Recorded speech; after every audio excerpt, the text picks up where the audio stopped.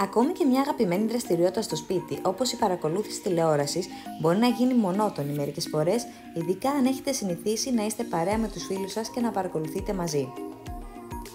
Εάν αναζητάτε έναν τρόπο να κάνετε πιο κοινωνική την παρακολούθηση των αγαπημένων σας σειρών, υπάρχουν επεκτάσεις του προγράμματος περιήγησης που σας επιτρέπουν να φιλοξενείτε ψηφιακά πάρτι παρακολούθησης TV.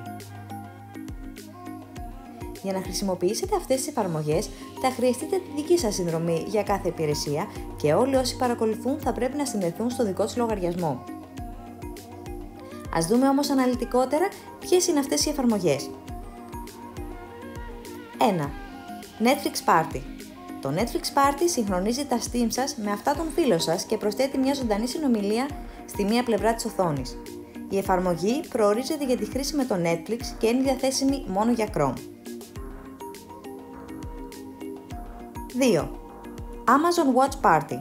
Το Amazon Prime Video διαθέτει πλέον την εφαρμογή Watch Party για πολλά Prime Video. Προς το παρόν, είναι διαθέσιμη μόνο σε desktop και δεν υποστηρίζεται στα προγράμματα περιήγησης Safari και Internet Explorer.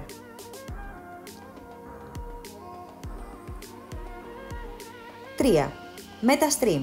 Το MetaStream σας επιτρέπει τη ζωντανή συνομιλία ενώ παρακολουθείτε βίντεο σε διάφορες πλατφόρμες όπως το Netflix, το Hulu, το YouTube, το Twitch και το Crunchyroll.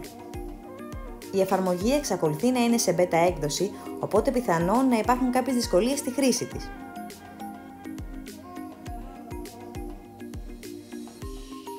4. Scener. Το Scener σας επιτρέπει να συνομιλείτε μέσω βίντεο με τους φίλους σας, ενώ παρακολουθείτε Netflix, HBO Now, HBO Go, Disney Plus ή το Vemo, ενώ διαθέτει λειτουργία γραπτών μηνυμάτων. 5.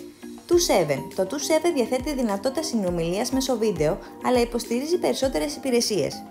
Εκτός από το Netflix, μπορείτε να το χρησιμοποιήσετε για να παρακολουθήσετε τα Amazon Prime Video, HBO Now, YouTube και Vimeo.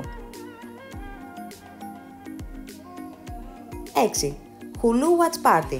Η συνδρομή χωρίς διαφημίσεις της Hulu σας επιτρέπει πλέον να διοργανώνετε ένα πάρτι για μέχρι και 8 άτομα που χρησιμοποιούν live chat εντός της υπηρεσίας. Καλές προβολές σας ευχόμαστε και μείνετε συντονισμένοι για ακόμη περισσότερα νέα.